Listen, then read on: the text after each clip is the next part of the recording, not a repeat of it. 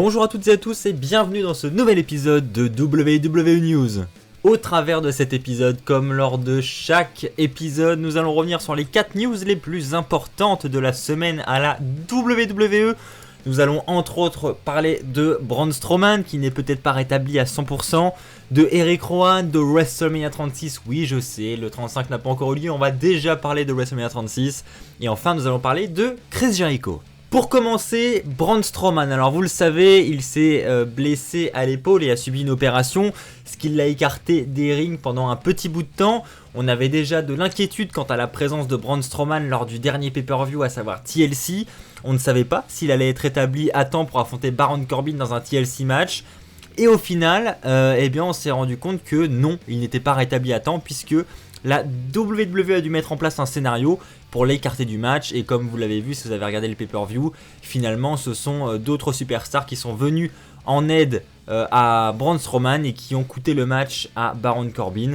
Et Strowman a donc remporté le match sans pour autant combattre, sans pour autant se mettre en danger et bien sûr sans pour autant aggraver sa blessure qui était déjà très sérieuse.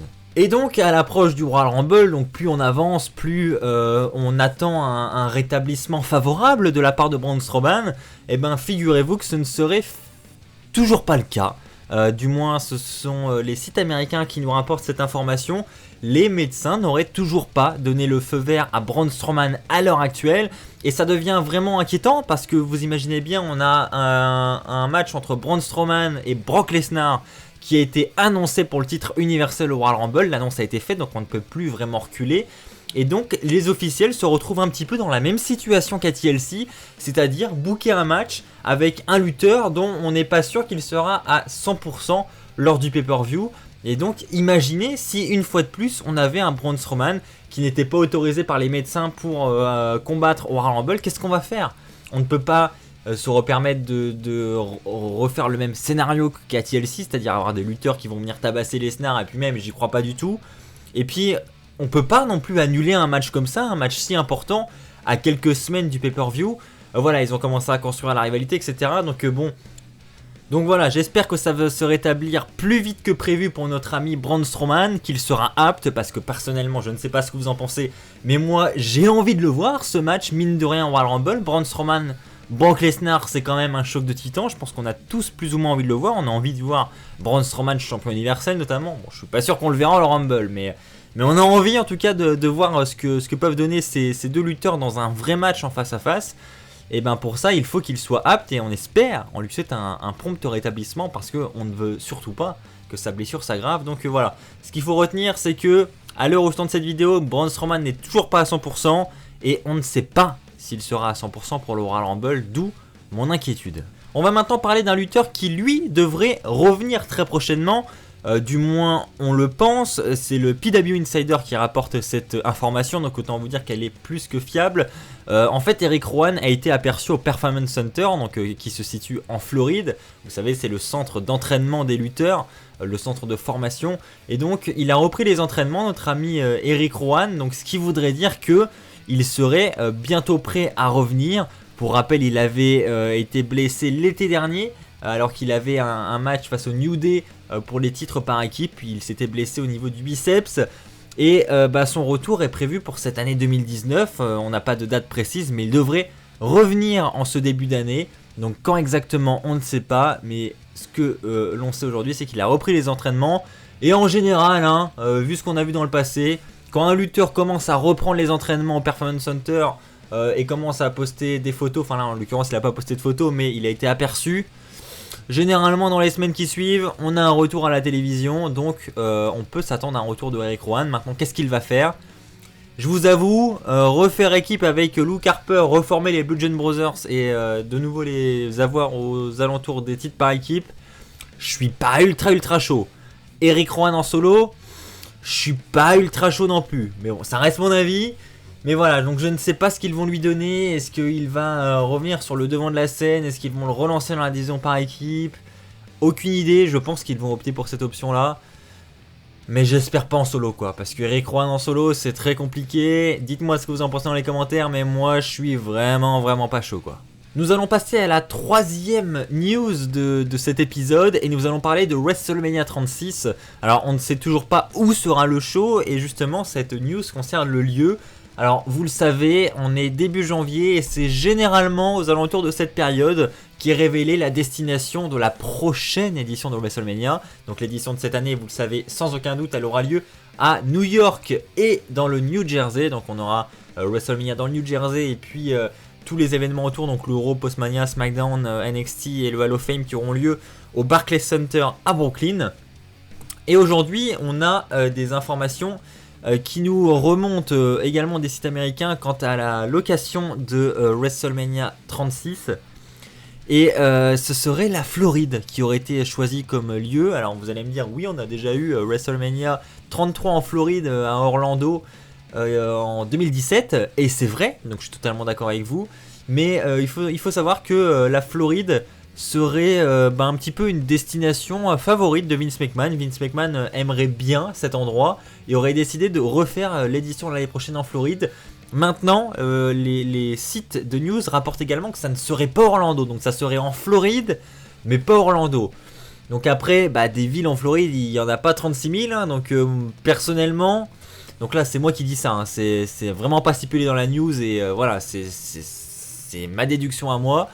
Donc à ne pas prendre au sérieux ou du moins à prendre avec des pincettes. Je le vois bien à Miami, voilà, c'est quand même une grande ville et puis on a déjà eu une édition à Miami, WrestleMania 28 qui avait lieu à Miami dans la ville du Rock. Donc je me dis pourquoi pas revenir à Miami et puis faire une édition, l'édition numéro 36 de WrestleMania là-bas. Ça peut être vraiment cool, en plus il y a des bons stades, hein, on va pas se mentir. On a le Sun Life Stadium, donc je pense que c'est l'un des grands favoris pour WrestleMania 36. Donc il y a une capacité de, je sais plus, entre 70 000 et 80 000 fans. Donc c'est quand même un grand stade, un peu comme ce que nous allons avoir cette année. Donc oui, il y a de grandes chances que WrestleMania 36 ait lieu là-bas. Et je trouve que c'est plutôt cool. La Floride, c'est un endroit vraiment cool. Et puis Miami aussi. Donc je pense à tous les fans français qui ont envie de faire WrestleMania un jour, d'y aller. Et puis ceux qui y vont tous les ans et ceux qui iront peut-être l'année prochaine. Franchement, je pense que la Floride, Miami, c'est clairement une destination cool. Donc personnellement, je suis plutôt content si ça se déroule une nouvelle fois en Floride. Voilà, après tout, c'est pas la même ville. Et puis voilà. N'hésitez pas à nous dire dans les commentaires qu'est-ce que vous en pensez. Est-ce que la Floride est une bonne destination pour WrestleMania? Et puis si jamais vous comptez aller à WrestleMania l'année prochaine, dites-le également dans les commentaires. Partagez votre joie. Et donc nous allons terminer cet épisode avec une news sur Chris Jericho. Alors j'ai parlé dans de dernières vidéos de plus ou moins une possibilité d'avoir un retour de Chris Jericho à la fédération. Du moins c'est ce que j'avais pronostiqué entre guillemets. Donc là je me suis trompé, hein. Clairement on va pas se mentir. Voilà, je pensais qu'ils allaient faire appel à des légendes, des grands noms pour rebooster un peu leurs audiences. Et je pense que Chris Jericho était clairement l'un des éléments à ramener pour ça. Et finalement, pour ceux qui ont suivi un petit peu, Chris Jericho vient de signer un contrat avec la All Elite Wrestling. Donc pour ceux qui ne connaissent pas cette fédération, c'est la fédération qui est tenue par Cody Rhodes, qui vient tout juste de naître depuis le 1er janvier, enfin du moins qui a été annoncé le 1er janvier. Il y a eu la conférence de presse mardi dernier, et durant celle-ci, Chris Jericho est apparu et a clairement dit qu'il avait signé avec cette fédération. Ce qui veut dire que un Chris Jericho à la WWE, il ne faut plus compter dessus, du moins pour l'instant. Et visiblement, la WWE a pas trop bien digéré cette signature, puisqu'elle l'a premièrement retiré de son roster sur le site officiel. Il n'est plus dans le roster actif. Et désormais il fait partie de la section alumni. Donc pour ceux qui ne connaissent pas la partie alumni du site officiel, c'est là où il y a toutes les légendes et voilà tous ceux qui ne sont plus sous contrat avec la fédération. Donc il a été déplacé vers cette catégorie là à la suite de cette annonce. Donc c'est déjà un premier point. Et puis en plus de ça, et là je trouve ça franchement abusé, il a été retiré de l'intro de début du show. Vous savez, la petite intro où on voit un petit peu l'évolution de la fédération. Donc on part d'André le Géant et puis on remonte avec John Cena et puis jusqu'aux superstars d'aujourd'hui. La toute petite intro de 30 secondes du début. Il était dedans au départ et puis sur les intros de cette semaine, on voit qu'il a été retiré et qu'il n'y apparaît plus. Et voilà, je trouve ça abusé quand même parce que certes, Chris Jericho à signer avec une autre fédération, mais après tout il est libre quoi, il n'est pas destiné à rester à la WWE à vie, donc voilà, rien ne l'empêche de signer ailleurs.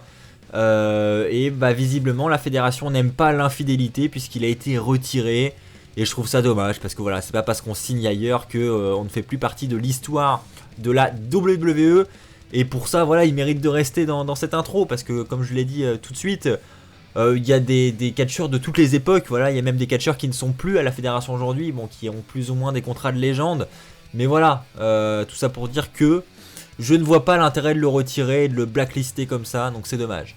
Bon, on n'est peut-être pas arrivé non plus à un stade de CM Punk où son nom est banni de tous les endroits possibles, mais bon, ça peut commencer par là et c'est dommage, c'est vraiment dommage. N'hésitez pas à donner votre avis dans les commentaires, qu'est-ce que vous pensez de ce blacklistage de Chris Jericho? Est-ce que vous aussi vous trouvez que c'est un petit peu abusé? Voilà, c'est ainsi que s'achève cette vidéo, j'espère réellement qu'elle vous a plu. Si c'est le cas, n'hésitez pas à lâcher un pouce bleu, n'hésitez pas à vous abonner pour ne pas rater les prochaines vidéos qui sortiront sur la chaîne. En plus, je peux déjà vous dire qu'il y a un épisode sur l'histoire de Rey Mysterio qui ne devrait pas tarder, voilà, je ne vous en dis pas plus mais ça va bientôt arriver sur la chaîne. On se retrouve très très vite, d'ici là portez-vous bien et n'oubliez pas, soyez toujours très fiers d'être fan de catch. Allez, bye tout le monde!